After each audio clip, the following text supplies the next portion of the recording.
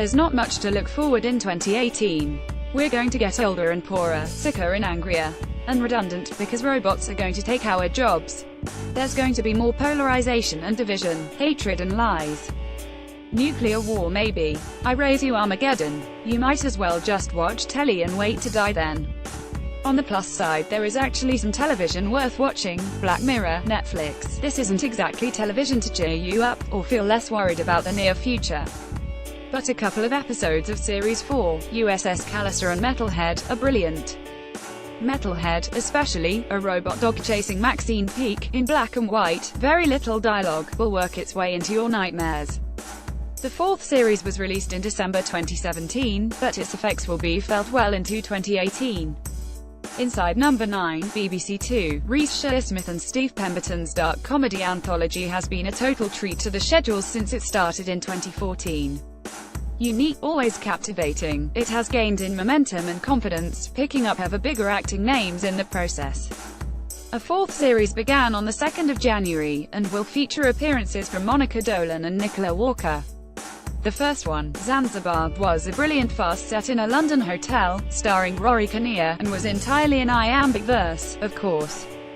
Doctor Who, BBC One, a doctor, the doctor, and a lady, all at the same time. Who'd have thought it? Or about bloody time, more like. After Peter Capaldi's momentous send-off, Jodie Whittaker takes over the sonic screwdriver and controls of the TARDIS.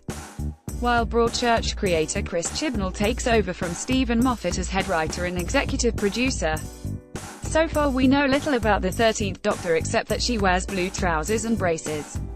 Hurry Doctor, humanity needs you right now. Expect the TARDIS to land in the autumn.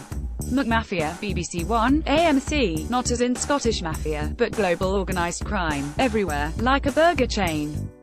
Inspired by a non-fiction book by Misha Glenny, this 8-parter stars James Norton as Alex Goldman, who can't escape his family's connection to organised crime.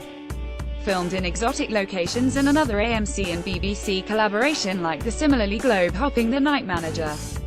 Night Managerski. The first 2 episodes have drawn an interested crowd, but the big question is whether Norton's auditioning for another role.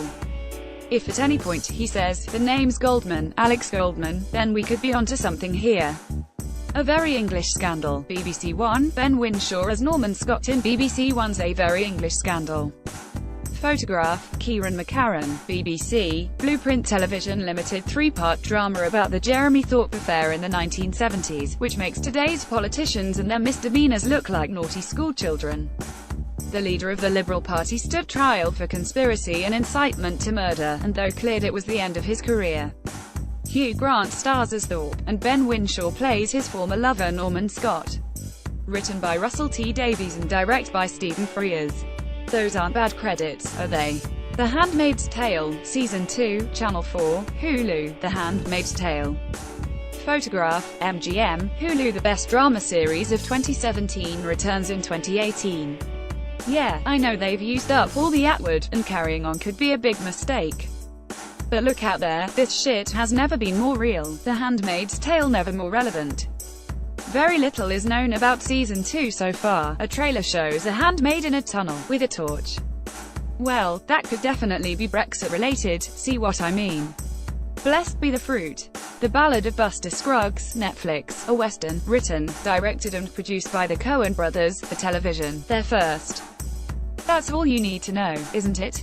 That's pretty much all we do know actually, except that it's a 6-part anthology, tales from the American West set during the frontier era and starring Tim Blake Nelson. Sold. And further evidence, if any was needed, that the small screen is the new big screen.